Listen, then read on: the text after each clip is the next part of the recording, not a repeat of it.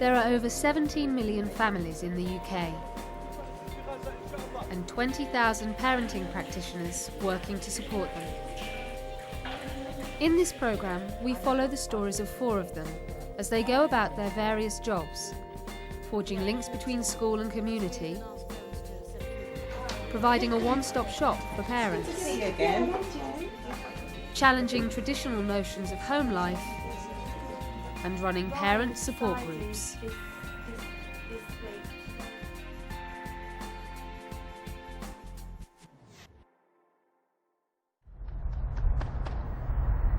At Woodlands Junior School in East London, it's the start of another busy day for Ghazala, the school's parent support advisor.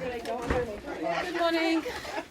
This morning, some parents are coming in to meet the school's governors. This is for the parents to find out what the role of the governor is in school. At the moment, we do have a vacancy of a parent governor, and if they think that that's what they would like to do, then they can apply for it. We are in quite a deprived area of the borough. We've got quite a high number of free school meals here. I think we're one of the highest in East London. And we have lots of challenges in terms of getting people to kind of participate and sort of the connection between the community and the school. I'm Mike Lane, I'm the head teacher here. The government started a pilot scheme for parent support advisors in 2006, the aim being to strengthen the relationship between school and parents. I'm Ghazala, I'm the parent support advisor. I'm addressing the governors because I'm here to support the parents. I'm here for them in school. Ghazala's role also takes in work outside the school, organising parenting classes. We're going to the polyclinic and we've arranged a parenting class over there. It's parenting, communication. Despite the funding for classes, getting parents to attend isn't easy. Thank you. Parenting is very stigmatized, and when I first started as a parent support advisor, I organized parenting class in our school, and I actually invited parents. Stood in the playground and just asked them what did they think about it, and the response was, what do you think? I'm not a good parent. What are you trying to tell me? It's difficult for parents to comprehend that parenting actually is communication, unless you actually talk to them and explain it to them. The parenting course that Ghazala has helped organise is in its final week. What we're looking at is things that we've talked about over the last 5 weeks. The first one I picked up was nurture yourself, make time for you, take time to recharge your batteries. I think that's really important, and that's been an important lesson for me because I never used to look after myself. I've chosen being assertive. That's important because you are encouraging your children to be positive. I've got another one. We all need to take time out sometimes to calm down. What I do to us, I count to 10 your favourite cartoon characters. Yeah. And that's what you do in yoga as well. You count and you do certain things. And it's helped because then she ends up laughing because she knows that mummy's tricking me. Yeah. I noticed on the breakfast television in the morning they were talking about parenting classes. But it was very negative. It was all about, the government's trying to create more of a nanny state and the government's telling us this, now they're telling us how to rear our children. Parents think they're going to be told how to be parents, when all it really is a good old sounding board for parents. For me, it was brilliant. People were dealing with problems and they were quite surprised when they heard there was another way of dealing with it. Really, I really think it's invaluable and people should give it a go. We've got Mrs. Navade here who's really friendly, really supportive, interacts, but sometimes the teachers, they don't interact with the parents. And then the parents feel really isolated and they feel they can't trust the teachers and they can't speak to the teachers. For a child to achieve, it's a partnership with the parent and the school. And unless we involve the parents, we cannot work with the child on our own. And my role as a parent support advisor is, I call it a bridge between the school and the parent, because teachers don't have so much time for the parents. During the pilot, 20 local authorities were involved, but now over 10,000 schools have PSAs and the government has decided to expand the scheme nationwide. When you've got parents inside, the children are completely different. Because that passion for learning, that if the parents have that's reflected in the child's attitude and towards learning. It's 1 week to go until the Christmas fair, and tonight Ghazala is chairing the last after-school planning meeting before the big day. You've seen the poster that Farhana's created. She's coming to the meeting. She just phoned that she's running a bit late. Today we need to allocate who's going to run which stall. Okay. I'll do the tombola for you. Okay, so... The Parents' Association is still small at Woodlands, and getting volunteers isn't easy. Can I ask you to be at the food stall? Because parents can have bad memories of school. He can do the lucky dip. So a vital part of Ghazala's job is helping overcome this obstacle.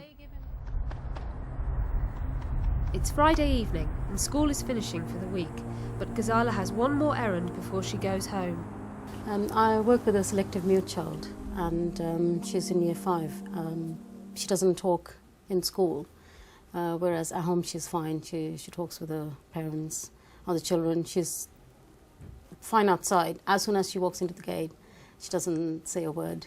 So I've been working with her for the past couple of months, some sessions in school, and I've done quite a few sessions at home as well. So I think these are the 2 books I'm going to take with me tonight.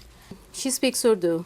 I speak Urdu and Punjabi, Hindi, and I can communicate with people who speak Bengali and Gujarati as well. Assalamu alaikum. Kaise? Can you read this Urdu word? What do you call it, shoe in Urdu? Juta. है ना? Juta. If I read in Urdu, would you be able to follow it with your finger? Would you be able to do that? Okay, let's read this. मैं तेज और बहुत अच्छा चलती हूँ. Come on, and then you follow it now.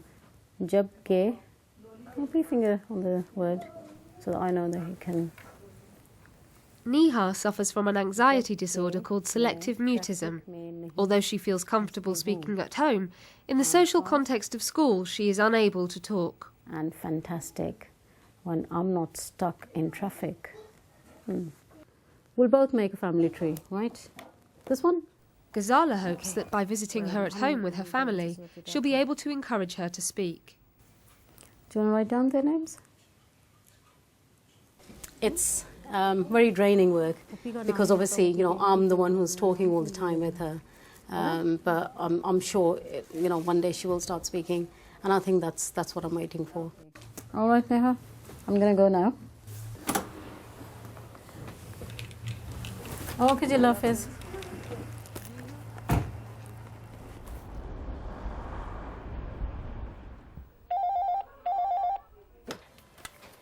Good morning, Woodland Junior School.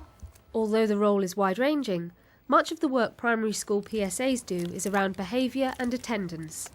Today she is off to visit the home of a child who hasn't been coming to school. Yesterday I had a phone call from the parents saying that, you know, yes, we are home and would you like to come and see us? So I'm going there. I'm hoping to see the child as well.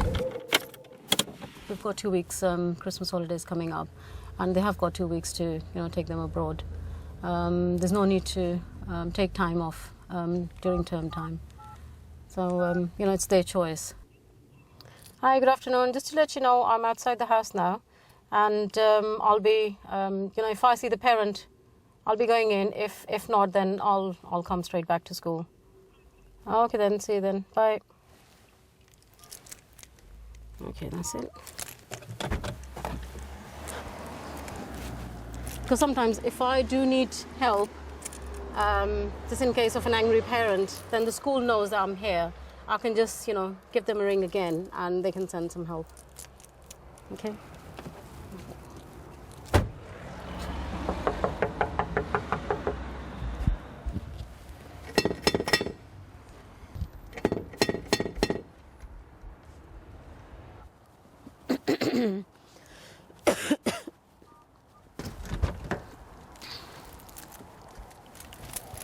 Okay, they're not home, and I presume that they're not in the country. So I'm just going, I've left my card for them and I'm just going back to school now. I found school that I'm coming back. And I will try to ring the parent again. If not, then we'll just wait for 10 days and on the 11th day we'll just take the child's name off roll. Ghazala was a teaching assistant, a very, very good teaching assistant, and an opportunity came up from the authority to actually join the pilot scheme that was across the country. Ghazala applied for it, which we're very pleased about. We had an interview and she got the job. And she's just sort of woven her way into everything through the school. And because she obviously speaks the community languages, the parents, will come to her. And by the time the pilot ran out and the money was withdrawn, it was very, very hard to actually let her go. It would be easier, isn't it? She works with the families whose children find it difficult to get to school. I mean, she's even been known to go out and buy an alarm clock and things like that for them. We need a chair for the Santa. It just makes life easier all round to have somebody who's that very, very involved with the parents.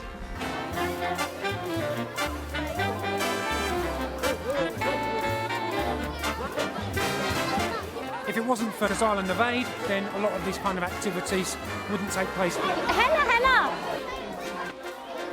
It's £1 a strip. That's it? Yeah. Can I have 2 strips then? Yeah, sure. She wants to be fair. Yeah. That's good to be fair. Yeah. Have you been fair to your kids? I have, look. You bought 2? I bought 2. How many kids have you got? 3. Have you been fair? Yes. My own kids, they just laugh at me that, God, you love school so much.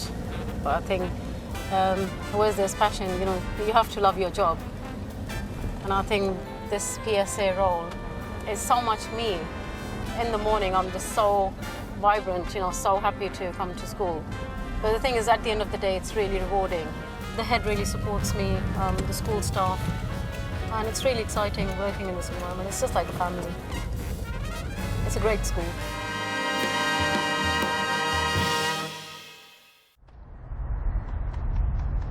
Just down the road in Barking at Eastbury Comprehensive School, the Parent Support Advisor is Stavey Primus. At the start of every day, her main task is combating absenteeism. Attendance is usually one of the triggers that you notice that give the indicators of something's not right. I think you do need the stick and the carrot. Sometimes what you do need is that letter that says, do you realise that if your child is not in education, it is your responsibility? The threat of prosecution means that they can sit up, but also you still got me there saying, okay, is there anything that I can physically do, practically do to support you in managing anything else that's interfering with your ability to support your child in being at school? Stavey has been in post for 7 months, but is actually employed by an outside charity, not the school.